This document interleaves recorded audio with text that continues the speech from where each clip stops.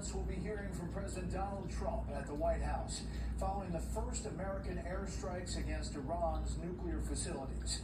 The president announcing on social media about 2 hours ago that the U.S. military hit 3 sites inside Iran. He says a, quote, full payload of bombs was dropped on the primary target, the Fordo facility. Nuclear sites at Natanz and Isfahan were also hit, and all American planes made it back safely. The U.S. used 6 bunker buster bombs and 30 Tomahawk missiles in this attack from B-2 bombers and from U.S. submarines. These airstrikes came after a week of Israeli attacks on Iran's nuclear facilities. The president originally said he'd make a decision whether to join the campaign within the next 2 weeks. He said he had to say that for operational security, and 2 days is within 2 weeks. The president writing on Truth Social, quote, Iran must now agree to end this war.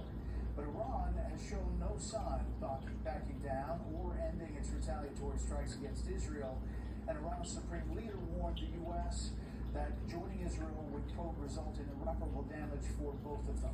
At the same time, the president could be hoping America's participation in the conflict will prompt a new diplomatic push. As you look at Cross Hall, he ended his social media post announcing that the strikes with a simple message, now is the time for peace.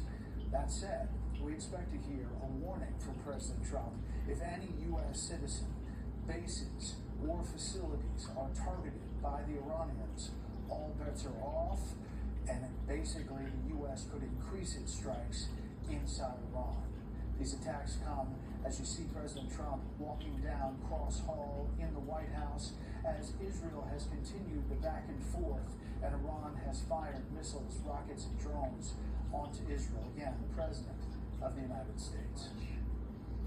A short time ago, the U.S. military carried out massive precision strikes on the 3 key nuclear facilities in the Iranian regime, Fordo, Natanz, and Isfahan. Everybody heard those names for years as they built this horribly destructive enterprise. Our objective was the destruction of Iran's nuclear enrichment capacity and a stop to the nuclear threat posed by the world's #1 state sponsor of terror. Tonight I can report to the world that the strikes were a spectacular military success.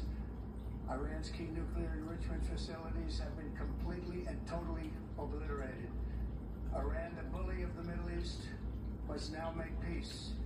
If they do not, future attacks will be far greater and a lot easier. For 40 years, Iran has been saying death to America, death to Israel. They have been killing our people, blowing off their arms, blowing off their legs with roadside bombs.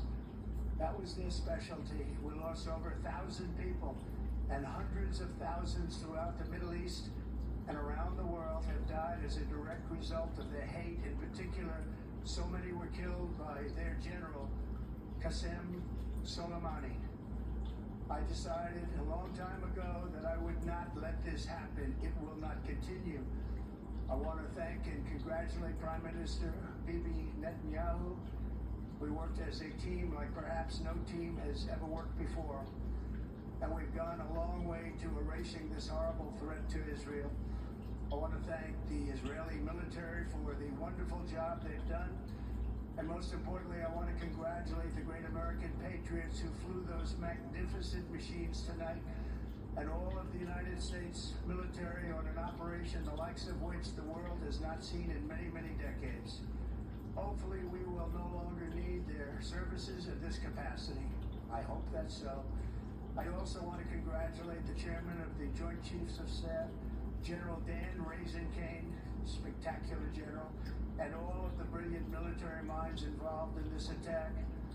With all of that being said, this cannot continue. There will be either peace or there will be tragedy for Iran far greater than we have witnessed over the last 8 days. Remember, there are many targets left. Tonight's was the most difficult of them all, by far, and perhaps the most lethal. No, he's going.